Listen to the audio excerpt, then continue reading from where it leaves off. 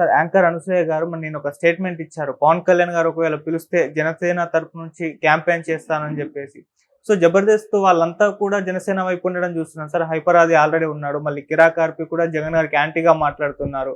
మరేంటి ఇప్పుడు సినిమా వాళ్ళని పవన్ కళ్యాణ్ గారు తీసుకొచ్చే ఛాన్స్ ఏమన్నా ఉందా? మీ ఒపీనియన్ సార్? ముందే పవన్ కళ్యాణ్ దీన్ని చాలా ముందుగానే అతను వారాహయాత్ర అప్పుడే చాలాసార్లు ఎన్టీఆర్ గురించి మంచిగా చెప్పడం, ప్రభాస్ గురించి మంచిగా చెప్పడం, అందరూ హీరోల ఫ్యాన్స్ జనసేనకి సపోర్ట్ చేయాలని పిలిపివ్వడం ఇవన్నీ చేస్తున్నారు. అంటే పవన్ కళ్యాణ్ ఏంటంటే సినిమా ఇండస్ట్రీని తన వైపు తిప్పుకోవడానికి ట్రై చేయడం, సినిమా ఇండస్ట్రీ సపోర్ట్ తను తీసుకోవాలనుకోవడం ఎప్పటి నుంచో ప్లాన్ చేస్తున్నాడు. ఇక చంద్రబాబు అంటావా, చంద్రబాబుకు ముందు నుంచి కూడా సినిమా ఇండస్ట్రీ మేజర్గా అతనికి సపోర్ట్ ఉంది. నిజానికి వైఎస్ఆర్ ఉన్నప్పుడు కూడా వైఎస్ఆర్ తరఫున ఆ ధర్మవరం సుబ్రహ్మణ్యం ఒకడే ఉండేవాడు, ఎవరు ఉండేవాళ్ళు కాదు అప్పుడు. అందుకనే ధర్మవరం సుబ్రహ్మణ్యానికి కూడా వైఎస్ఆర్ అధికారంలోకి వచ్చినాక చాలా పెద్ద స్థాయిలో మేలు చేశాడని చెప్తారు. అట్లాగే ఆయన సిసి రెడ్డి అని ఒక ఆయన ఉండేవాడు. వీళ్ళిద్దరే సినిమా ఇండస్ట్రీ, సిసి రెడ్డి ఏమో ప్రొడ్యూసరు. సో వీళ్ళిద్దరే అప్పుడు వైఎస్ఆర్కి ఉండేవాళ్ళు. మిగతా మేజర్ పార్ట్ అంతా కూడా చంద్రబాబు వైపే ఉండేవాళ్ళు. అయితే జగన్ వచ్చినాక జగన్కి కూడా పెద్ద స్థాయిలో ఎవరు రాలేదు, కానీ జగన్ కొంత సినిమా ఇండస్ట్రీని కంట్రోల్ చేసేదానికి కొన్ని రకాల ప్రయత్నాలు చేయడం, దానివల్ల వీళ్ళు 1-2 సార్లు అక్కడికి వెళ్ళి కలిసి రావడం ఇవన్నీ జరిగాయి. అయితే జగన్ తరపున ఆలి ఒకడు, తర్వాత పోసాని ఇలాంటి ఉన్నారు తప్ప ఎవరు కూడా జగన్ నుంచి కూడా గట్టిగా ఎవరు అక్కడ పోయి ప్రచారం చేసేవాళ్ళు లేరు. సో నిజానికి జగన్కి స్టార్ క్యాంపెయినర్ అంటూ ఎవరు లేరు. అదే అతను కూడా అనేక సార్లు చెప్తున్నా, నా స్టార్ క్యాంపెయినర్లు నా లబ్ధిదారులే, నా పథకాలు ఎవరెవరికి అందాయో మీరే చెప్పండి అనేదే జగన్ పిలుపు అనమాట. సో ఆ రకంగా జగన్ క్లారిటీతో వెళ్తున్నాడు. తనకి ఎవరు వేరే క్యాంపెయినర్ లేదు కాబట్టి ప్రజల్ని క్యాంపెయినర్లుగా చేసే ప్లాన్తో వెళ్తున్నాడు. ఆ క్రమంలోనే అమ్మాయి గీతాంజలి కూడా స్టార్ క్యాంపెయినర్ అని వీళ్ళందరూ ప్రచారం చేయడంతో, తెలుగుదేశం ట్రోల్స్ స్టార్ట్ చేయడంతో అమ్మాయి ఆత్మహత్య చేసుకుంది.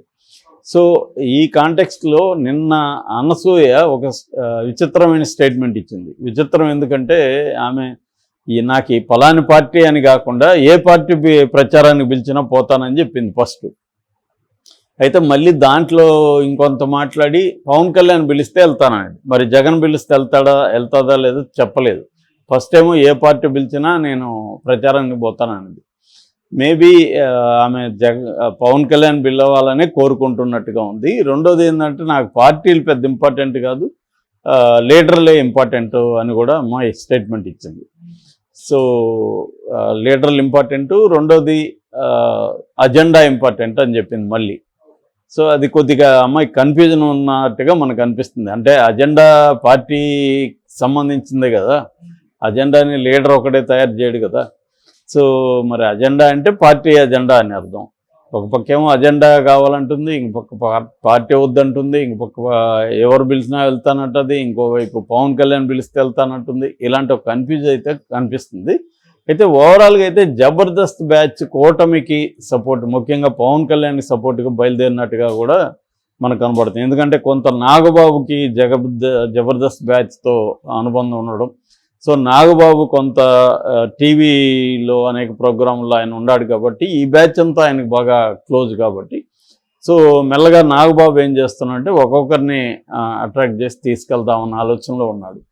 అంటే వాళ్ళకి పవన్ కళ్యాణ్కి ఉన్న ఇబ్బంది ఏంటంటే ఆయన పిఠాపురంలో గెలవడం కొద్దిగా ఛాలెంజింగ్గా ఉంది కాబట్టి పిఠాపురం మీద పవన్ కళ్యాణ్ కొంత ఫోకస్ చేయాలి.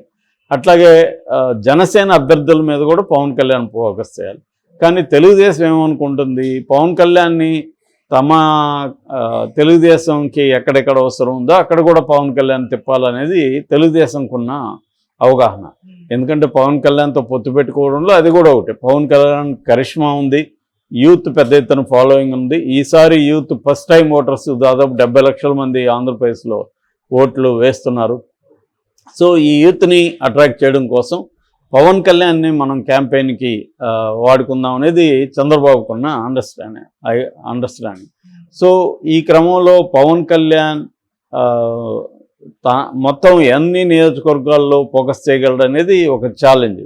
అందుకోసం పవన్ కళ్యాణ్ ప్లాన్ ఏంటంటే తనే కాకుండా కొంతమంది సినిమా వాళ్ళని తీసుకురావడం ద్వారా తెలుగుదేశం, జనసేన, బీజేపీ కూటమికి కొంత ఊపు వస్తుంది.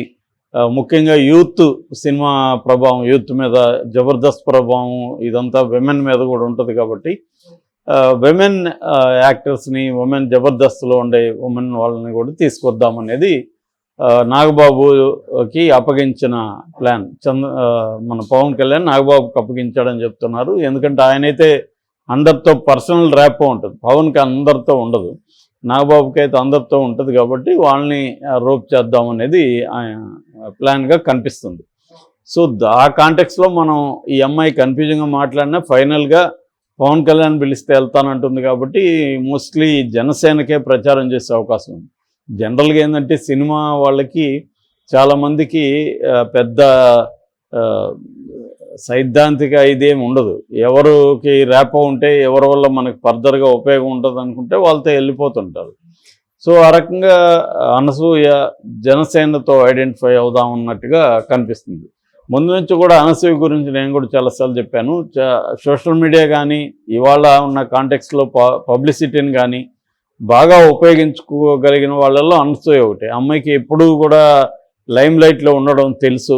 ఏదో కాంట్రవర్సీ చేయడం, దానికి రియాక్ట్ అయితే వాళ్ళ మీద మళ్ళీ కేసులు పెట్టడం, వాళ్ళకి యూట్యూబ్ ఛానల్లో అక్కడ ఇక్కడ స్ట్రైకులు కొట్టి ఇవ్వడం, ఇవన్నీ కూడా అమ్మాయి ఎందుకు చేస్తుందంటే పబ్లిసిటీ. అంటే పబ్లిసిటీకి రావాలి, అది తనకు అనుకూలంగా ఉండాలి. తనకు నెగిటివ్గా వస్తే మాత్రం చాలా సీరియస్గా రియాక్ట్ అవుతుంది. మళ్ళీ ఏమో తనకు అనుకూలంగా ఉండాలి. ఇదొక స్ట్రాటజీ అమ్మాయికి. ఎందుకంటే చాలామందిలో ఇదే ఉంటుంది. మన సమంత విషయంలో కూడా చూసాం. సమంత విషయంలో కూడా నెగిటివ్ వచ్చేసరికి ఆమె హైకోర్టుకు కూడా వెళ్ళింది. హైకోర్టు కూడా కామెంట్ చేసింది, మీరు పబ్లిక్ ప్లేసుల్లో ఉన్నప్పుడు మీరు అనుకున్నట్టే రియాక్షన్ ఎలా ఉంటుంది అనేది కూడా హైకోర్టు అడిగింది. ఇదొక ఇబ్బంది. అంటే చాలామంది ఏంటంటే వాళ్ళకి నచ్చినట్టుగా అందరూ రియాక్ట్ అవ్వాలి, లేదంటే వాళ్ళని మేము స్ట్రైకులు చేస్తాము లేదా కోర్టులకు వెళ్తాము, కేసులు పెడతాము అన్నది. అంటే వాళ్ళకి పబ్లిసిటీ రావాలి కానీ అది వాళ్ళు అనుకున్న పద్ధతిలో ఉండాలి. అలాంటి వాళ్ళల్లో అనసూయ కూడా ఒకటి. తనకు అనుకూలమైన తను ఏ రకమైన పోజులను పెట్టచ్చు, వాళ్ళ పిల్లలు ఉన్నప్పుడు చాలా ఘోరమైన డ్రెస్సులు వేసుకోవచ్చు, వాటికి రియాక్ట్ మాత్రం అవన్నీ మళ్ళీ ఆమె పోస్ట్ చేస్తుంది. ఎందుకు పోస్ట్ చేస్తుంది? రియాక్షన్ రావాలనే, కానీ అది మళ్ళీ తనకు అనుకూలంగా ఉండాలి.